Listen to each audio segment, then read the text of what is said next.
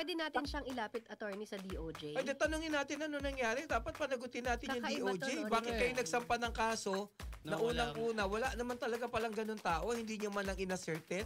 Araw kasi, pag magsampa ka ng kaso sa piskalya, probable cause lang.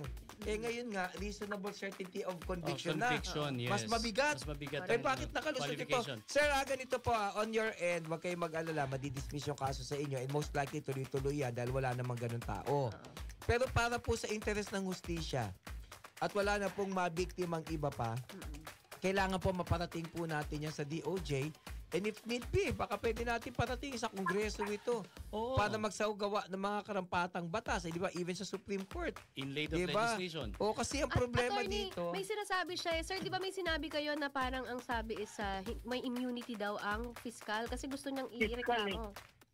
Actually, hindi yung totoo yun. Pwede nyo i-demand yung fiscal administratively. Yun na nga. Kasi paanong nangyari ito?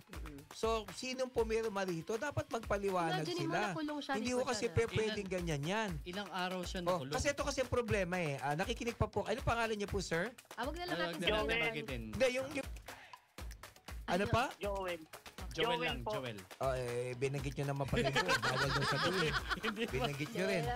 So, ganito, Sir Joel, ang problema kasi right now, sa rules kasi ng DOJ, ng prosecution, pag nag-file ka ng complaint, hindi requirement na kailangan tiyakin na natanggap mo yung complaint. So maraming kaso nagtutuloy.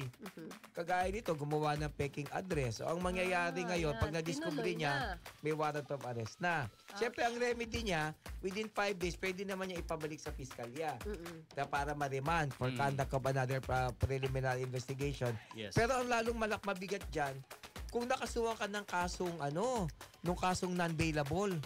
Kaya hirap pag-file ng motion. Correct. Buti na lang ikaw, bailable ito. So, ibigay nyo nga lahat ito kasi may dapat mga taong managot dito. Hindi pa pwedeng ganyan. I think meron tong kasabwat sa Hindi natin alam. Pero base sa kwento ni sir kung pagbabasihan mo lang yan. Kung totoo yung kwento ninyo, may mali. Paano pumayag ang piskalya dito na magkaroon ng kaso na hindi man lang namit yung mga tao? Alright. Sir, ganito pa gawin natin. Kagaya po ng sinasabi ko sa inyo. Pero kasi ganito yan posible din naman kasi dahil meron silang medical legal among others, hindi ba? So hindi mo din masisi yung piskalya, baka in their honest opinion.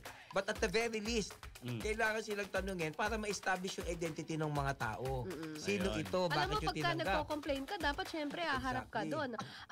At susumpa ka doon Alamin at himayin ang issue at batas dito sa Basta Batas!